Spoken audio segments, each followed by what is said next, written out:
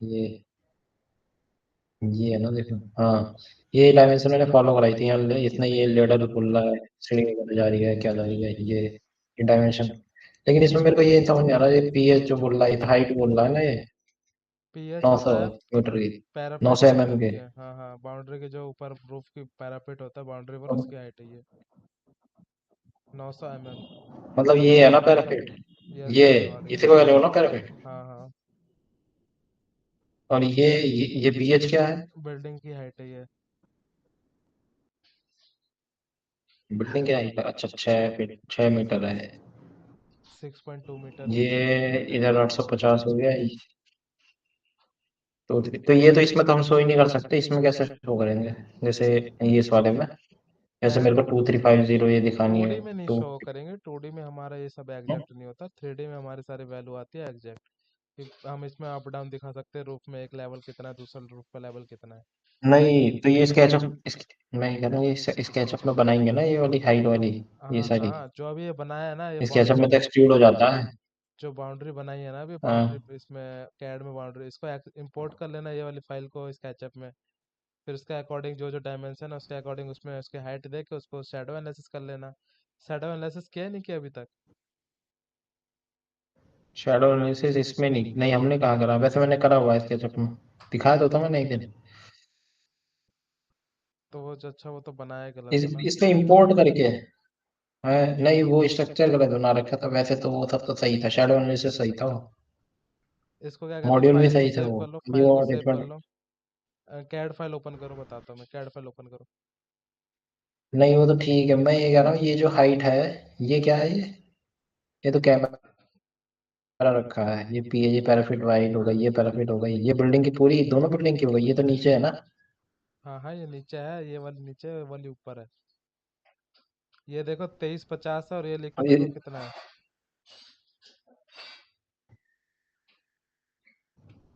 इस बिल्डिंग की तो हाइट दे ही नहीं रखी इसने, PH 81 दे रखा। अच्छा, इसके लिए तो नहीं होगा ये, शायद इसके लिए होगा ये।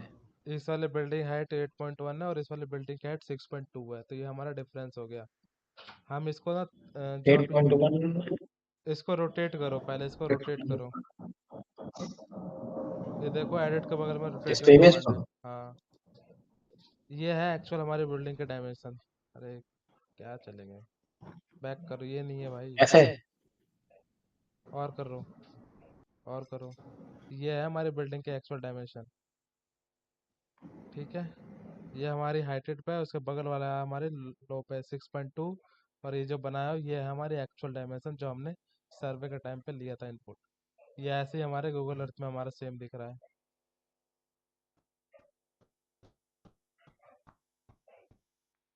नहीं, मैं ये कह रहा हूँ, जैसे कि इसकी बिल्डिंग की हाइट चलो मेरे को पता लग गई है, बना दूंगा मैं, अपना एक्सट्रूड कर दूंगा। ये इसकी कितनी है? इसकी दे ही नहीं रखी है इसने। इसकी नीचे वाली 8.1 भी। दे तो रखी है, नीचे वाली नहीं है, ऊपर वाली है भाई ये ये। 8.1 दस दे तो पॉइंट रखी अच्छा, है। हाँ, इसकी चौड़ाई ज्यादा। कहाँ है 8.1? मैंने दिख ये। माउस ऊपर लेके आओ, थोड़ा ऊपर की साइड में, लेफ्ट साइड, लेफ्ट साइड, हाँ नीचे लाओ, नीचे। उससे ये 8.1। BH 8.1, अच्छा, PH है ये 850। इतने मीटर में दी है ना? BH building height 8.1, PH parapet height 850। अच्छा, तो ये चलो, ये तो हम हाइट तो वहाँ बनाएंगे, और ये इसके ऑफसेट वगैरह कैसे बताते? एक एक फीट बताया था आपने, एक एक फिट नहीं, metre. Metre metre metre metre. ये रहा, ये मैंने लिख रखा है। ये बताया ना उन्होंने, पैरापेट इसका 1 मीटर दे देना, स्टैंडर्ड टॉप होगी, टेन साइड होगी तो 1.5 मीटर। 1.5 मीटर के अराउंड। मॉड्यूल के अंदर तो 20 mm, और sky light went turbo went offset 800 mm। 800 mm का दोनों साइड से हमारा, चारों साइड से ऑफसेट। सेंटर पॉइंट से 800 का हम्म बनाना ऑफसेट, उसको मार देना। हम्म। अब हम्म। डीसी स्टिंगिंग करते हैं, तो डीसी स्टिंगिंग करने के लिए हमारे को सबसे पहले क्या चाहिए, इन्वर्टर का डाटा शीट है, कोई सा भी एक इन्वर्टर का डाटा शीट डाउनलोड कर लो, सनग्रो का। सनग्रो 125 का कर लो, सनग्रो 50 किलोवाट का कर लो, कोई सा भी कर लो। एलटी साइड के जो इन्वर्टर आते हैं इस टाइम इंडियन में, इंडिया मार्केट में, वो आते हैं 125 तक के। 125 हम्म। किलोवाट तक के इन्वर्टर आते हैं जो कि 415 वोल्ट पे होते हैं। अगर 125 से ज़्यादा किलोवाट के रेटिंग के इन्वर्टर आ रहे हैं तो इन 415 वोल्ट के लिए नहीं होंगे, वो हमेशा एस टी साइड के लिए होते हैं। आठ सौ वोल्ट पे काम करते हैं सारे। तो 800 वोल्ट पे फिर हमारा ट्रांसफार्मर लगा के फिर हम उसको स्टेप अप करके सीधा क्या कहते हैं एस टी लाइन में भेज देते हैं, ताकि वहाँ पे हमारा एस टी डिजाइनिंग होता है। लेकिन एल टी साइड होता है हमारा घर के यूज़ के लिए, इंडस्ट्रियल साइड के लिए, सारे यूज़ के लिए होता है। तो एल टी साइड में हमारा जो इन्वर्टर की मैक्सिमम रेटिंग है वो 125 तक की है। तो 20 kilowatt, 10 kilowatt, 5 kilowatt, multiple multiple of 5, मतलब इन इजिली अवेलेबल हो जाते हैं। 60 किलोवाट, 70 किलोवाट, 80 किलोवाट, 90 किलोवाट, इस टाइप के हमारे इन्वर्टर मार्केट में आते हैं। तो एक बार ओपन कर लो 50 किलोवाट सनग्रो का इन्वर्टर का डाटा शीट, और कोई सा भी एक मॉड्यूल का डाटा शीट। तो हम स्टिंगिंग के लिए क्या क्या स्टेप फॉलो करते हैं, क्या क्या चीज़ें होती है, कैलकुलेशन होती है, वो आज कवर कर लेते हैं। भाई क्या बता रहे थे, एंटी साइड क्या बता रहे थे? एंटी साइड का इन्वर्टर। एल टी साइड के जो इन्वर्टर मैक्सिमम रेटिंग के आते हैं अभी तक इंडिया मार्केट में 125 किलोवाट तक के आते हैं। अच्छा। 125 किलोवाट के ऊपर नहीं आते। तो जब भी हमें जैसे मान लो कि 1 मेगावाट डिजाइन करना है, या 2 मेगावाट डिजाइन करना है, या फिर हमारे को 800 किलोवाट करना है, 500 किलोवाट डिजाइन करना है, तो हम 125 किलोवाट तक के इन्वर्टर ले सकते हैं। मल्टीपल ऑफ इन्वर्टर हो जाते हैं वो।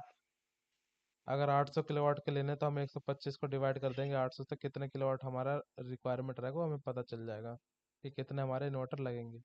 अगर मुझे यही क्या कहते हैं और पाँच ये इसमें हम्म इसमें वोल्टेज कितना होता है का मैक्सिमम, शायद आउटपुट वोल्टेज होता है ये ना कुछ सारे कि 415 बता रहे एल टी साइड का वोल्टेज 415 होते हैं। 415 से ऊपर नहीं होता। बाकी अगर 600 6.6 के वी ए 800 वोल्ट पे हमारा इन्वर्टर का वर्किंग होता है। 6.6 के वी ए, 11 के वी ए, 33 के वी ए, 66 के वी ए, हमारे सारे एच टी वोल्टेज है। लेकिन एल टी वोल्टेज होता है 230 और 415 बस। अरे 11,000 वोल्ट वाला जो ये है ये भी उसमें आएगा, एचटी में आएगा ना? हाँ, 415 से ऊपर जितने भी वोल्टेज लेवल है वो सारा एच टी लेवल होता है, वोल्ट है एच टी लेवल।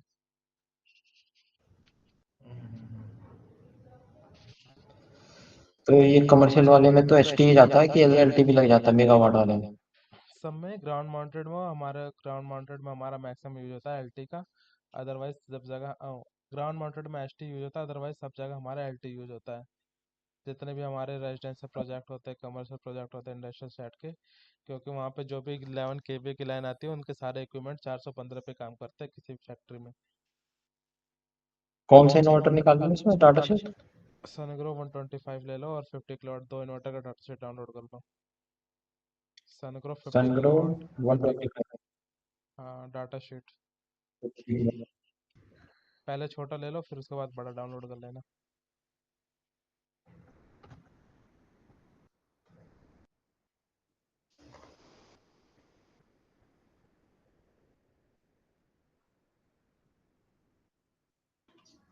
ये चल जाएगा ना?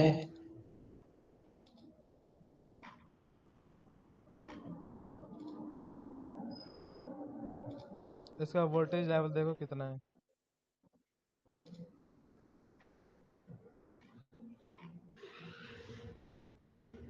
आउटपुट वोल्टेज 55,000 यही वाला है क्या? नहीं तो पावर है, करंट रुपए ये 310 से 480। सही तो है ये? ये नहीं है, इसे हटाओ। ये इंडिया में यूज नहीं होता है, बाहर के लिए होता है। दूसरा सनग्रो का डाटा डाउनलोड थ्री करो। फेस है लेकिन, हाँ ये ये ये देखो लिंक भी तो रखा है ना, थ्री फेस वाला नहीं जाएगा ना? सनग्रो की साइट से डाउनलोड कर लो ना, वहाँ मिल जाएगी। ये तो रहा सी एक्स, ये ऊपर नीचे गया नीचे, यही है हाँ। ये सी एक्स पी टू, यस, ये मॉडल नंबर है। डाउनलोड कर लो इसका। चाहिए। इसका इसमें उसमें अंतर क्या था ये? अरे उसका वोल्टेज लेवल देखो और इसका वोल्टेज लेवल देखो। इंडिया में जो वोल्टेज लेवल है वो अल्टी साइड का 400 415 वोल्ट है। लेकिन उसमें 480 वोल्ट था, तो 480 वोल्ट इंडिया में वोल्टेज लेवल नहीं है एलटी साइड का। वो बाहर के लिए इन्वर्टर यूज होते हैं, इंडिया के लिए यूज नहीं होते।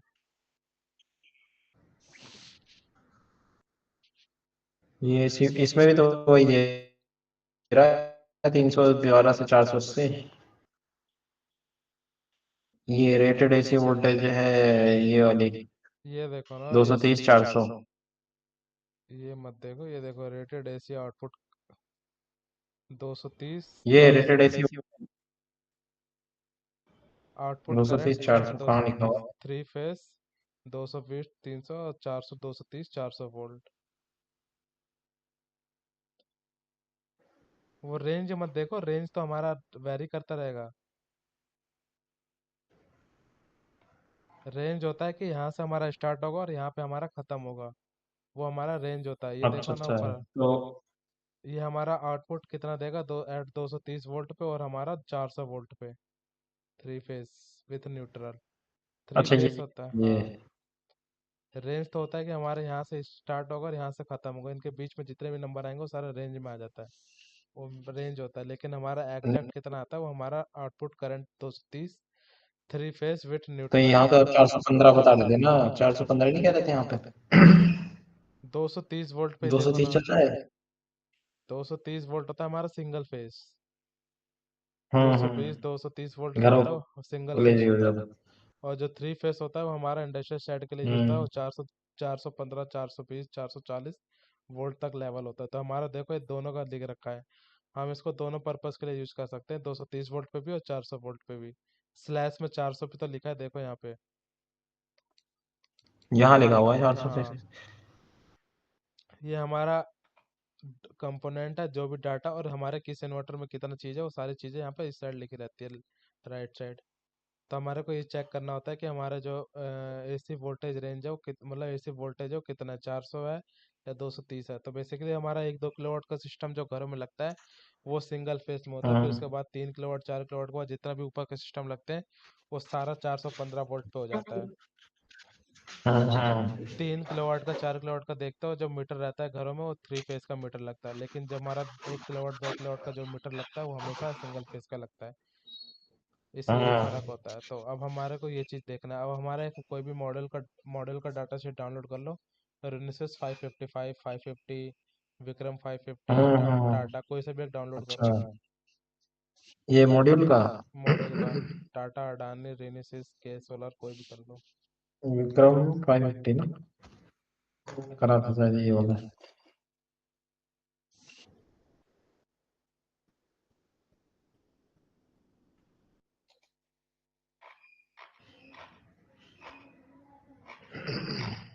इसको चाहिए डाटा शीट।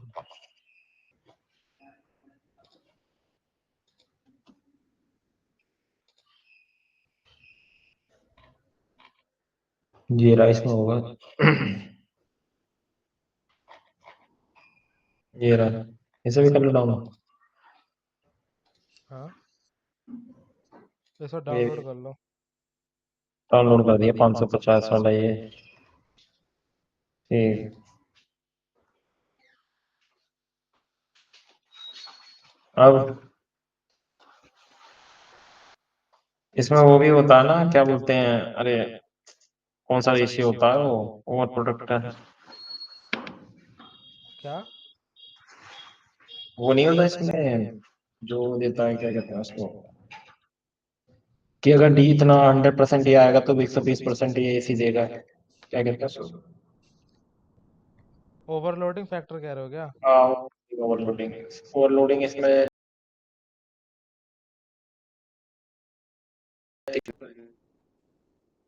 इसमें ओवरलोडिंग क्यों लिखेगा वो? इसमें ऊपर ऊपर देखो, ऊपर देखो, इन्वर्टर में देखो,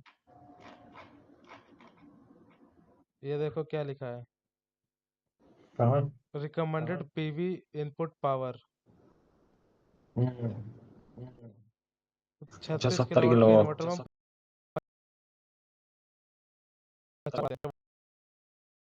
50 किलोवाट डाल सकते हैं। ये होता है हमारा ओवरलोडिंग फैक्टर। ओवरलोडिंग कितना परसेंट है, 50 किलोवाट के इन्वर्टर में हम 70 किलोवाट डाल सकते हैं, तो कितना परसेंट ओवरलोडिंग हुआ, डिवाइड करो, 70 डिवाइड बाई 50। अच्छा, 120 120। तो ये हमारा 20% ओवरलोडिंग हो गया, 1.2, 70 डिवाइड बाई 50, 1.4, चालीस फोर्टी परसेंट परसेंट हो गया। ओवर हाँ। 40% हम इसमें ओवरलोडिंग कर सकते हैं, हमारे पास और ये ये ऑप्शन है है। शायद ये वोल्टेज, ये वाली जो वोल्टेज है ये वाली, ये है इसको स्टार्ट करने के लिए, और इससे ऊपर स्ट्रिंग नहीं बना सकता ना। स्टार्ट करने के लिए तो कुछ नहीं होता, हमारे को हमेशा मैक्सिमम साइड लेके चलना होता है। तो हमारा जो इन्वर्टर का हम्म। वीओसी है वो डिवाइड कर देता है 1000 से। तो जो हमारा 1000 तक का जो वोल्टेज रेंज आता है, उस 1000 तक का हमारा एमपीपीटी का वोल्टेज रेंज होता है जिस इन्वर्टर का, हम उस केस में हम सिर्फ 18 के स्ट्रिंग ही बनाते हैं, 18 से ऊपर नहीं जाते।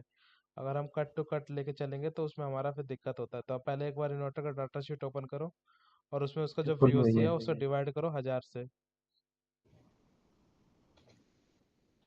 UC divided by maximum MPPT ना। Maximum MPPT voltage. तो उससे मेरे ख्याल से मैक्सिमम नंबर ऑफ स्ट्रिंग निकल जाएगी। उससे हमारे निकल जाएगा कि हमारा मैक्सिमम इतने की स्ट्रिंग हम बना सकते कितने हैं। मॉड्यूल एक स्ट्रिंग में कितने मॉड्यूल जा सकते हैं मैक्सिमम ना। हाँ हाँ हाँ, तो एक बार पीओसी देखो। कहाँ है? इन्वर्टर मॉडल का डाटा शीट जो डाउनलोड किया है। मॉड्यूल से, हाँ मॉड्यूल। वीएमपी वीओसी है जी 49.7 है और यहाँ पे 1000 है।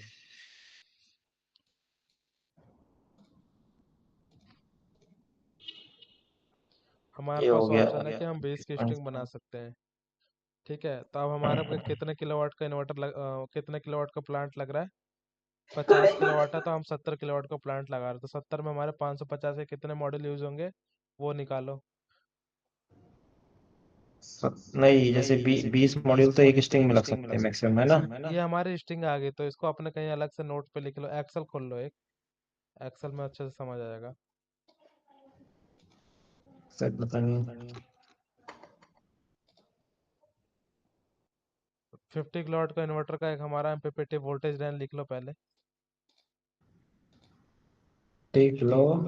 What inverter Sungro.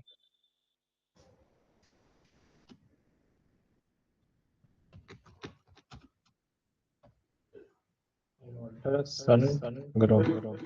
इसमें टोटल एमपीपीटी कितने वो लिख लो पहले, एमपीपीटी, फिर उसमें बगल वाले कॉलम में लिख देना कितने हैं इसमें, देखो एमपीपीटी। टोटल एमपीपीटी इसमें है। 4 एमपीपीटी टोटल है ना। 4 एमपीपीटी और एक एमपीपीटी में हम 2 स्ट्रिंग डाल सकते हैं। 2 स्ट्रिंग जा सकते हैं मैक्सिमम। तो लिख दो 4 × 2। एक्सेल में लिखो ना, एमपीपीटी और फिर उसके बगल मल्टीप्लाई वाले बाय। एमपीपीटी लिखो उस नहीं, बॉक्स इसे में। इसे ऐसा लिख देता हूँ ना, पहले number of MPPT equal to 4। देख लो। अरे अलग अलग कॉलम में लिखो ना, थोड़ा समझ भी आए, मल्टीप्लाई भी अच्छे से हो जाए। वो उसमें इक्वल टू डाल के क्या लिख रहे हो? नंबर ऑफ एमपीपीटी लिख दो, उसके बगल वाले कॉलम में लिख दो ना 4, एक ही कॉलम में मत भरो सारा। बगल वाले में लिखा है इक्वल टू, हटा दो ना। बी वाले कॉलम में कुछ नहीं लिखा भाई, वो ए वाला कॉलम में सब कुछ लिखा है। बी वाला कॉलम में देखो अच्छा खाली है। अच्छा।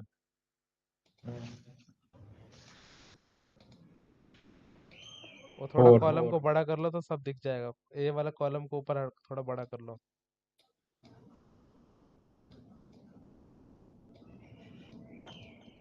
अब इसमें लिख दो पर एमपीपीटी, नीचे वाली कॉलम में लिख दो पर एमपीपीटी इक्वल टू 2, मतलब बगल स्ट्रिंग। वाले। हाँ, पर पर MPPT MPPT string. String.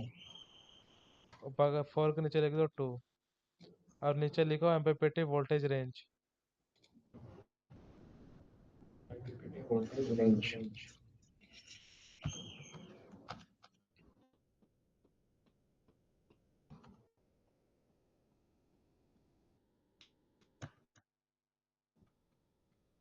MPPT की वोल्टेज रेंज तो देखो कितना है। ने- ये 160 और 1000 ना। 160 से 1000 के बीच में लिख दो।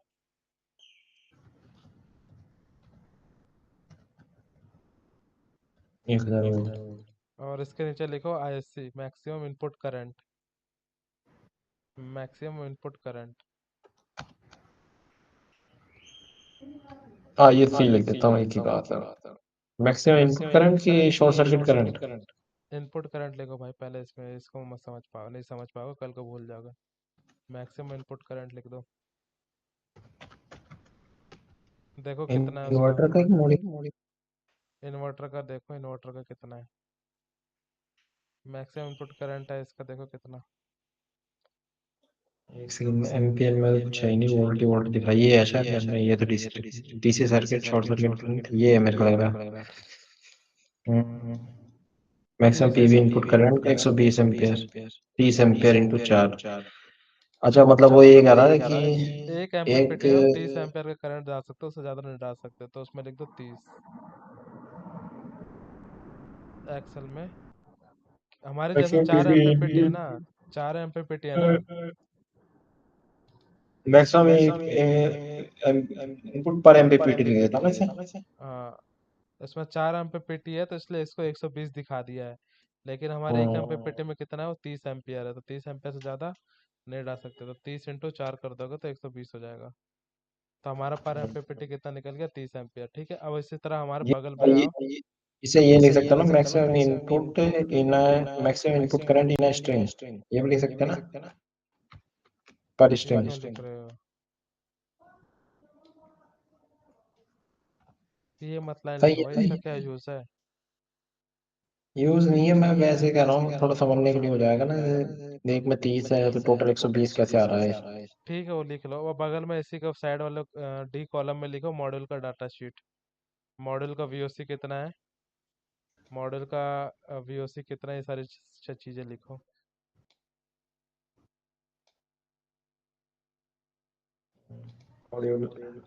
कॉलम्स डी से ना।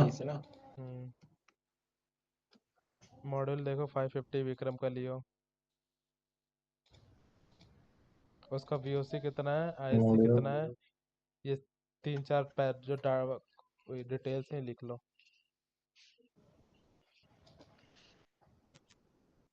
अरे ऐसे मैंने फॉर्मूले लिख रखे थे कहीं पे, अभी मैं कॉपी में कहीं लिखे होंगे हर चीज।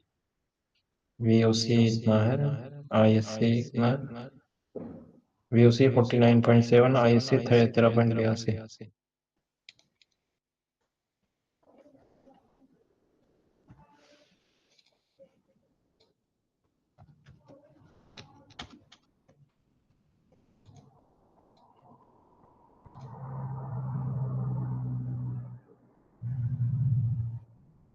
13.82।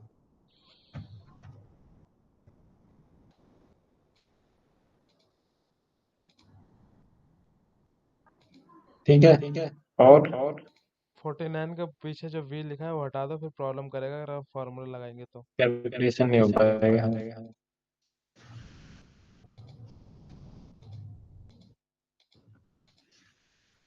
आईएससी होगा वीएमपी और अगर ये भी हटना चाहिए। हाँ, ये हटा दो। अब हमारा 50 किलोवाट के इन्वर्टर में अगर हम 70 किलोवाट, हमारे पास रिकमेंडेड है कि हम 70 किलोवाट का डीसी डाल सकते हैं। तो हमारे अगर 550 का मॉडल, मतलब वो तो लिख दो विक्रम 550 मॉडल ऊपर। एक में लिखो विक्रम हाँ, मॉडल 550, दूसरे वाले कॉलम लिखो 550।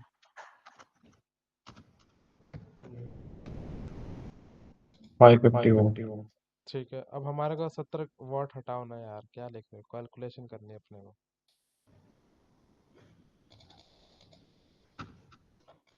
ठीक है, तो अब अपने को 70 किलोवाट का प्लांट डिजाइन करना है। 70 किलोवाट का प्लांट में हमारा क्या है, 50 किलोवाट का इन्वर्टर लगा रहे हैं हम। हमारे पास ये हमारे पास इनपुट आ गया है। तो हमें पहले टोटल नंबर ऑफ मॉडल निकालने के, कितने हमारे मॉडल लगेंगे, तो निकालो, कैसे निकालोगे। लिखो यहाँ पे टोटल 70 किलोवाट प्लांट डिजाइन। यहाँ पे, नहीं यार, अलग कहीं लिखो। यहाँ लिख देता हूँ। DC capacity 70 kilowatt.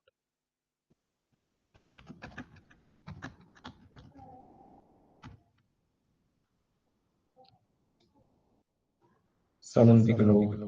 ठीक है, अब अपने को टोटल नंबर ऑफ मॉडल निकालने हैं, तो निकालो टोटल नंबर ऑफ मॉडल। यहाँ लिखो total number of modules, module.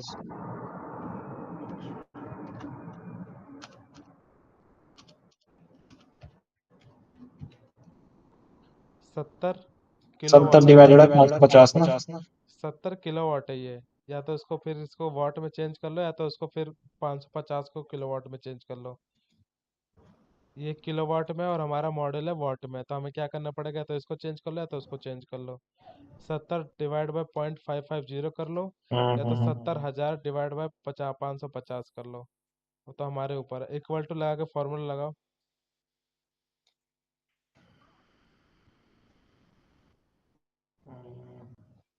ये वाट हटाओगे तब जाके फॉर्मूला लगेगा ये। अच्छा,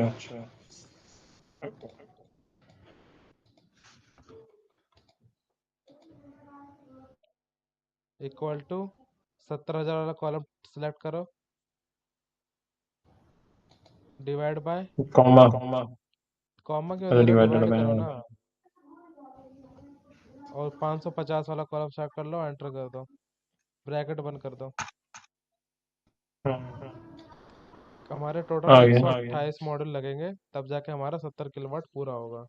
तो 127 लगाएंगे, इसमें 128 लगाएंगे। 128 अट्ठाईस लगाएंगे मेरे लगाएंगे, ख्याल से। 27 में हमारा मैक्सिमम सत्तर लगाते हैं। किलोवाट पूरा नहीं होगा, 28 में हमारा पूरा हो जाएगा।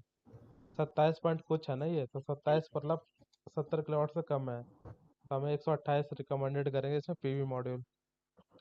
तो अब 128 के हिसाब से हमारा इन्वर्टर नीचे लिख दो, हमारा लिख दो इन्वर्टर 50 किलोवाट। अब हमें स्ट्रिंगिंग करनी है इसकी, तो हमारी स्ट्रिंगिंग कितने की बन रही थी, 1000 में डिवाइड बाय करो 49.7। स्ट्रिंग तो मिनिमम भी तो निकालते हैं, मैक्सिमम निकाल के छोड़ देंगे। मेरे ख्याल से मिनिमम भी निकालते हैं। 3 मॉडल की स्ट्रिंग कहाँ बनाओगे भाई, ये बताओ मुझे। कहीं देखे 3 मॉडल की स्ट्रिंग बनाते हुए। नहीं नहीं, ये होता है कि मिनिमम मैक्सिमम दोनों पता होनी चाहिए, कि मैक्सिमम पता करते हैं, मतलब उसमें मैक्सिमम होता है ना पहले कि हमें लेके पता होना चलते हैं, चाहिए। ताकि हमारा जो आउटपुट है इन्वर्टर का, वो जल्दी से जल्दी स्टार्ट होता है अर्ली मॉर्निंग।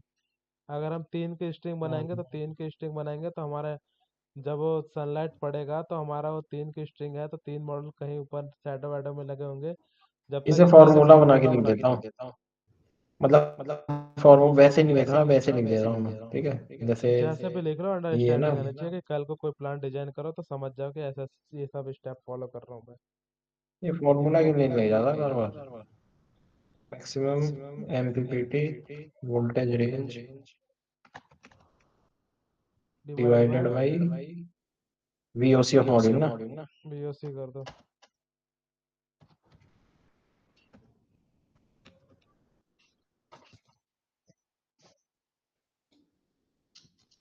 अरे इक्वल टू लगाने से दिक्कत हो जा रही है।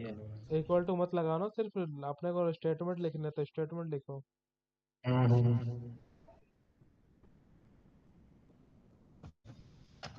Maximum MPPT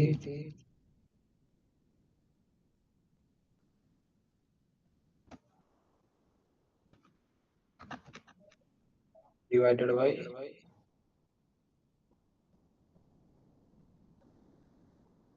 VOC of module.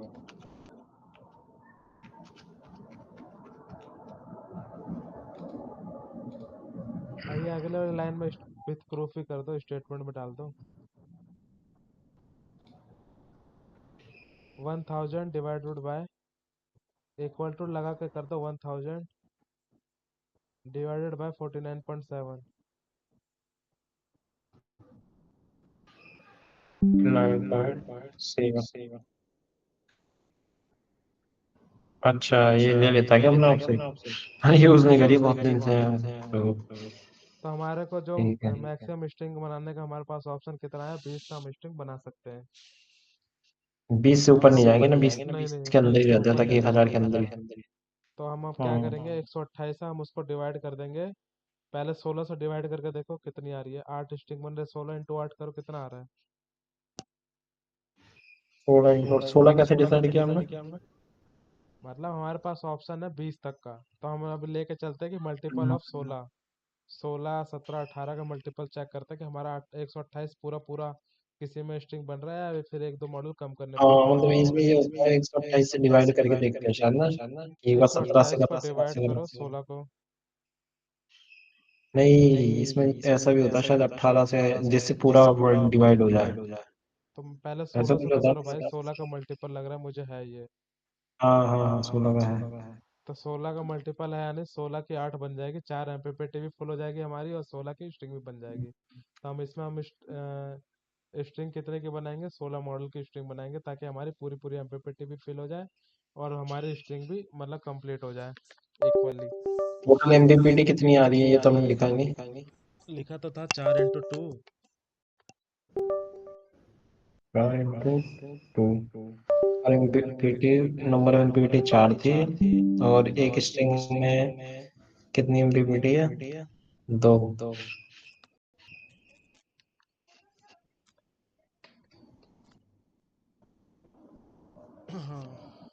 अरे पीपीटी। कितने इनपुट आ गए? 8 इनपुट आ गए ना?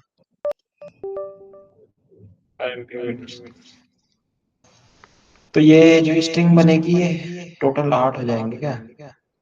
8 स्ट्रिंग ही तो बनेगी ना, 4 है हमारे पास एमपीपीटी।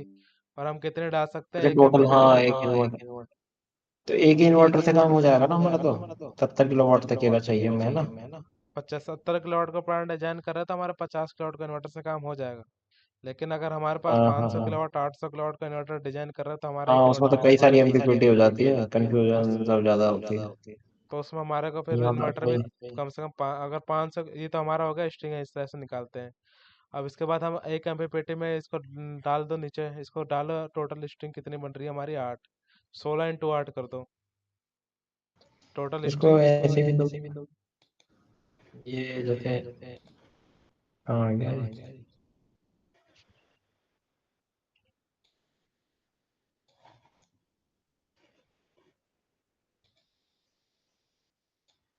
इसमें कुछ ऐसे है ना ये, जैसे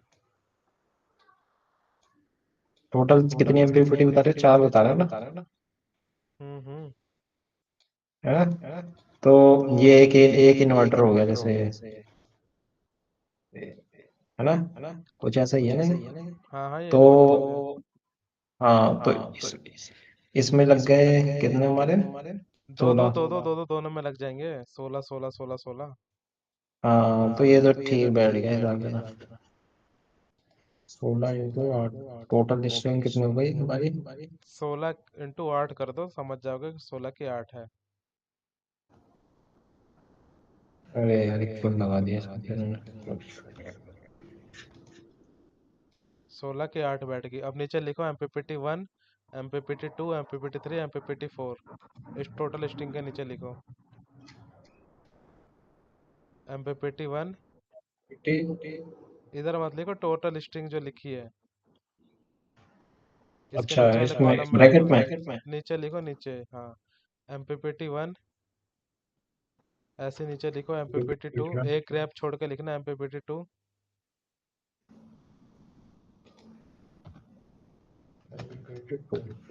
MPPT 3 एक गैप छोड़ के, और अगले में एक और गैप छोड़ के MPPT 4। और लिख दिया। और यहाँ पे 16 16 16 अब 16 कर दो।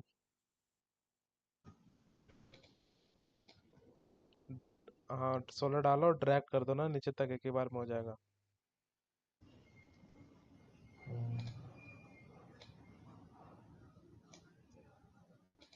कितनी आ रही है भाई? एक कम कर रखा है क्या? एक और डालो ना, 7 ही स्ट्रिंग तो हुई है। अच्छा ये किसके नीचे भी, हाँ। अब एक और एमपीपीटी इसको को, ऐसे भी दे देना। एक एमपीपीटी वाले को सेल को हाँ। मर्ज कर दो। ये और इसके नीचे वाला जो अच्छा सेल है, दोनों को मर्ज वैसे। कर दो। हाँ, इसको सेलेक्ट कर लिया, सेंटर टू मर्ज कर दो। रुको रुको। ऊपर देखो, मर्ज एंड सेंटर का ऑप्शन आ रहा है ऊपर भाई, ऊपर ये। नोट ऑप्शन नहीं आ रहा। ये नीचे बगल में तो आओ, ये तो है ये हाँ। मर्ज एंड सेंटर। इस ऐसे दूसरा तीसरा का कर आप दो सब। मतलब ये हो गया ना कि इसमें 2 इनपुट थे, एक एमपीपीटी में 2 इनपुट लग रहे इसमें हैं, टोटल 16 4 के थी और 4। दोनों हाँ, इसको थोड़ा सेंटर कर दो ना, ये बिल्कुल नीचे आ टोटल रहा है। टोटल। इस वाले थोड़ा सेंटर और अलाइनमेंट थोड़ा इसका सही करो, अलाइनमेंट बिगड़ा हुआ है इस वाले कॉलम का।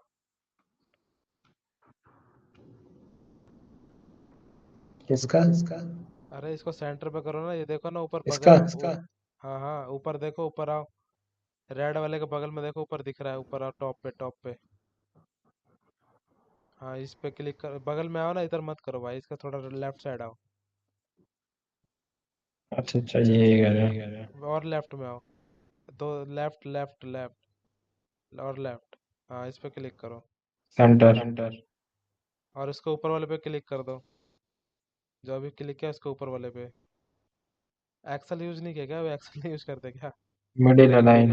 नहीं नहीं यूज नहीं करा ना, ये अरे इसी दिक्कत पे है। करो ना, मिड अलाइन टॉप पे करो, अलाइन। क्लिक। क्लिक करो, ये हमारा सेंटर में हो गया। अब बोल्ड करना है तो बोल्ड कर दो इसको, बोल्ड का ऑप्शन दिख रहा है। ऊपर ही दिख रहा है, बोल्ट का ऑप्शन इधर नहीं दिख वैसे रहा। नहीं हो जाता कंट्रोल भी करके? हो गया। अब इसको दोनों को सबको सेम कर दो ऐसे ही। जैसे किया है वैसे सबको एक जैसा कर दो सारे बॉक्स एफपीटी को, ताकि हमारा ठीक है इजी ठीक अंडरस्टैंडिंग हो जाए। है। राइट क्लिक से भी हो जाता है वैसे, तो पता नहीं इसमें ऑप्शन आ नहीं रहा है।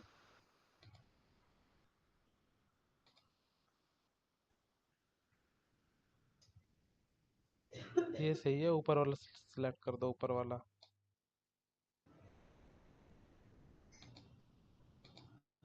और इसके नीचे वाला भी क्लिक कर दो, दोनों बॉक्स सेलेक्ट करने हैं अपने को।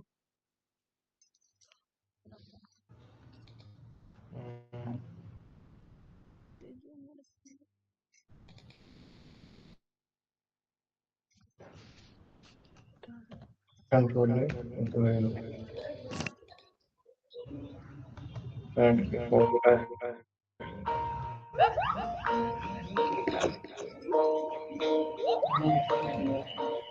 एक सेकंड, एक सेकंड।